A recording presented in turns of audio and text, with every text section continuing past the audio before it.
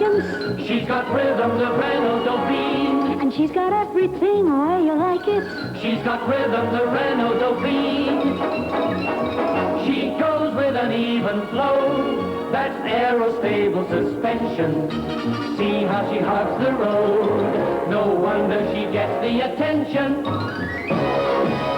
70 miles in an hour. She's tough, the Renault Dauphine. She's got a built-in heater for comfort. She's warm. The Renault Dauphine. Economy, excitement, Elegance. and she's got rhythm. The Renault Dauphine. This promise of the open road epitomised the changes in British society since 1955. The Lake District, part of Britain's national heritage, where the motorist drives through a landscape that has a lyrical quality. National Benzol, like Shell, had made its earliest advertisements elegies to the English countryside. No wonder that in these villages dwelt England's great poets, who mirrored in their words the wild beauty of the surrounding country. But the pastoral reassurance of the mid-50s appeared anachronistic by the end of the decade, and in 1963 National Benzol were to replace it with the most innovative campaign yet seen on British television, the Getaway People.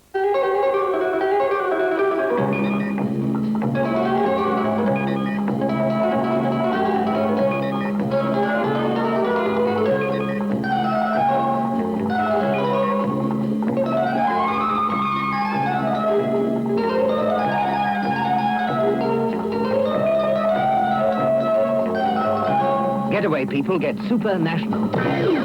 These films are about release. I mean, they're getting away from something, but and they are also getting away to something. And that release from the horse and the movement and the open air, I think, was very relevant to what we were saying about motoring. With the Getaway People, advertising too was released. From script, from argument, from product claims, into an uninhibited world of image, style, and music.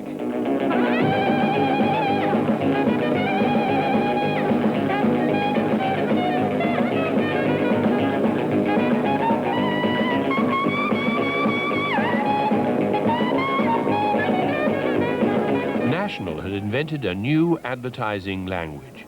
A new generation of advertisers found it irresistible. I think there was a total sea change in advertising within 2 years. When I came into advertising, I think it was in '57, basically your job was to sell the product. And the key elements in selling a product was to show the product well. This suit would have been shown looking like a piece of cardboard. Show the product well. Just look at the detail. Be rather adventurous about the price. Unbeatable at £7.19 6. And where you could buy it. Whatever you need, come to Hardy's. And that pertained, I would say, through to about 62, 63. At that point, we got hold of the notion that it was more effective to sell what this suit did for you.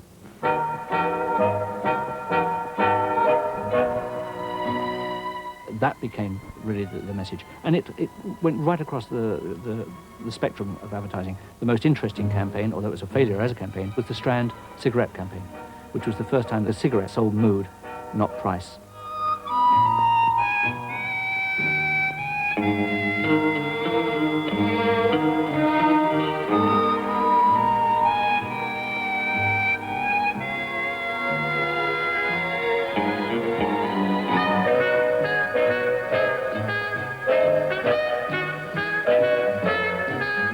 You're never alone with the Strand, the cigarette of the moment. It wasn't just a product you were selling.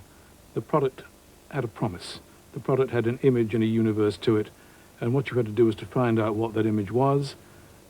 You couldn't invent it. You could release it because it was always in the product or people's perception of the product, and the product was almost secondary in many cases. The time, the pace, the cigarette. Weights tipped. The new cigarette specially made to suit the pace of today. This celebration of today was crucial to the new advertising mythology. The most desirable place to be was the present, not the past. The metropolis, not the countryside. The time, the pace, the cigarette, weights tipped. 3 and a penny. One of the things which marked out just that particular period, 64, 5, 6, was the fact that so sort of frenzied and immediate was the sense of the dream moving forward that the date itself... It's as new as 1962. It's very 64. Mobile Economy Run 1964. It's the 65 look. It's flawless makeup 1965. That's for me! It's 66. 1966, and ain't life wonderful? The date itself seemed to convey the sense that we were hurtling forward. A modern bread for a modern world. Quick, easy, convenient.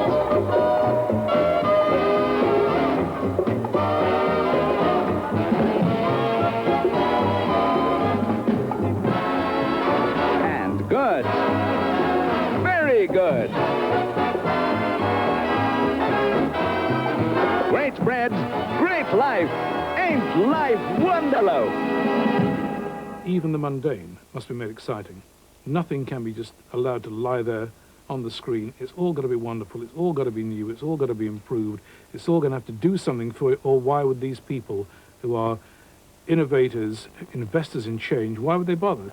Seen the new Brill cream dispenser? Clean cut, modern design. Feel how tough and durable it is, and made to measure just the right quantity.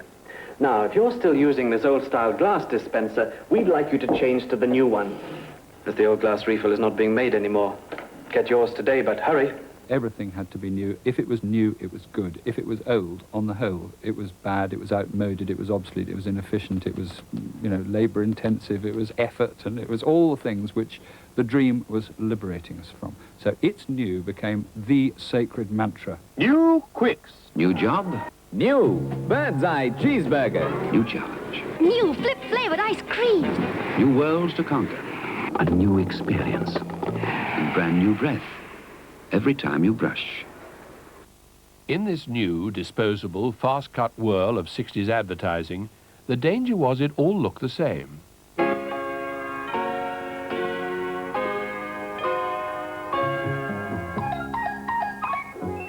Noise, image, sex and speed. The rebellious vocabulary of the youth market was now lavished on everything from paint to sausages.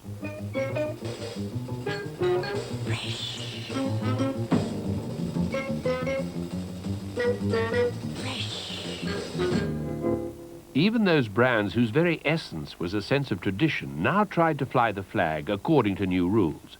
The Union Jack, an archaic symbol, now had to be cleansed of archaic meaning. Who puts the tea in Britain? Guess who? Typhoon!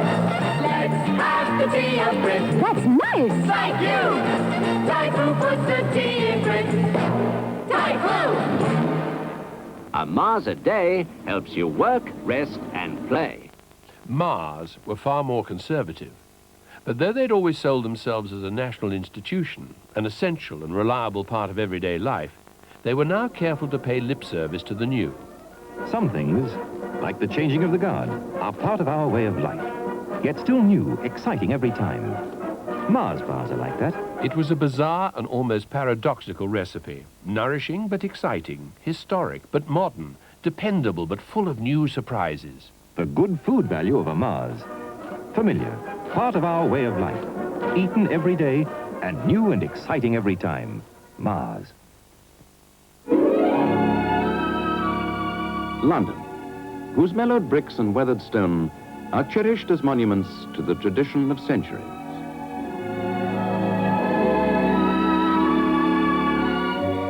Now, alongside the old, the new London thrusts itself into the sky.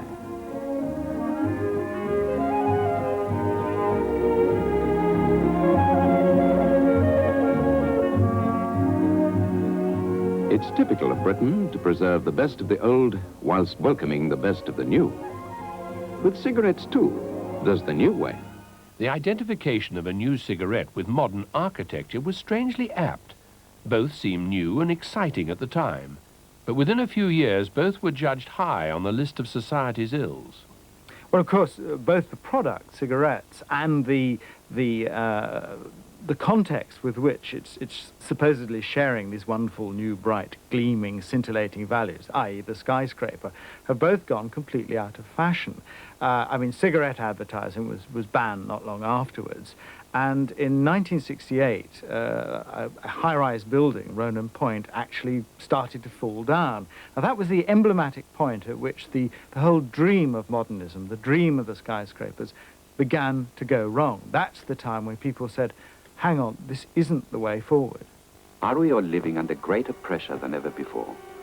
Are words like stress, strain, neurosis merely a fashion? Or does it go deeper? Mind and body. Are we naturally aggressive, or do we learn aggression? No! Mind and body.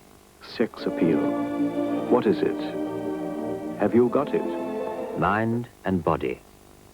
If you don't owe it to yourself, you owe it to your family. As the 60s dream turned sour, renewed anxiety bred renewed desire for reassurance. Swinging Britain had lost its allure.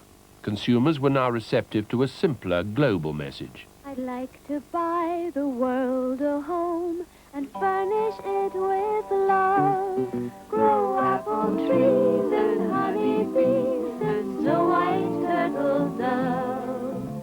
I'd like to teach the world to sing with me. Perfect harmony, perfect harmony. I'd like to buy the world a coat and keep it company. And the real thing. I'd like to teach the world to sing in perfect harmony, perfectly. And I'd like to buy the world a coat and keep it company. It's the real thing. It's what the world wants today. What Coca-Cola had done is that they discovered the counterculture.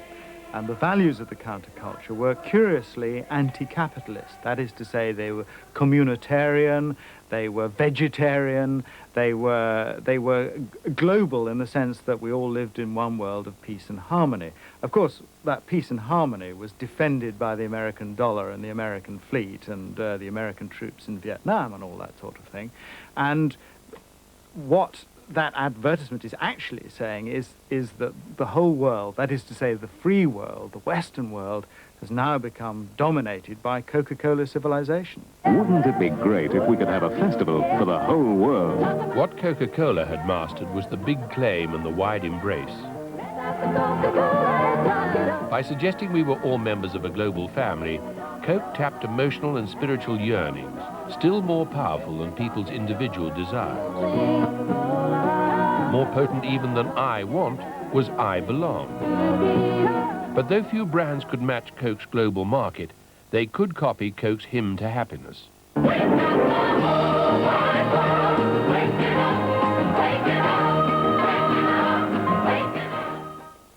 most beautiful drink in the world is the bright taste of the right one. That's martini.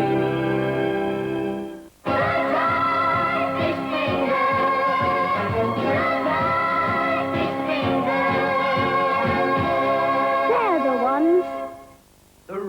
Major brands, it seemed, were adopting the global sing-along and the banal generality, whatever their nature. Well, that's the way it goes, but there's no understand, there's no understand. But petrol companies, amongst others in the early 70s, were positioning themselves as a good time accessory for the last time. Around the next bend were hazards which would require Esso to consider radical reposition. There's no understand. There you go. At the beginning of the 70s, we were all carefree getaway motorists indulging in happy motoring, and petrol was easy to come by and relatively very cheap. And then suddenly, in a matter of just a few months, all that changed. We had the Yom Kippur War, we had the rise of OPEC, who were an Arab cartel who put up the price of petrol fourfold. We had the miners' strike in the UK, we had the 3-day week, we had the Save It campaign, we had power cuts. And suddenly people realized that civilization was almost on a knife edge. You couldn't take energy for granted. And with that realization, they suddenly turned round to the oil companies, who previously had really been providers of fun to them, and said, what are you going to do about it? To find North Sea oil. To build bigger rigs and platforms than any previously built. to lay larger undersea pipelines at greater depths and for longer distances than any previously laid. Then to get the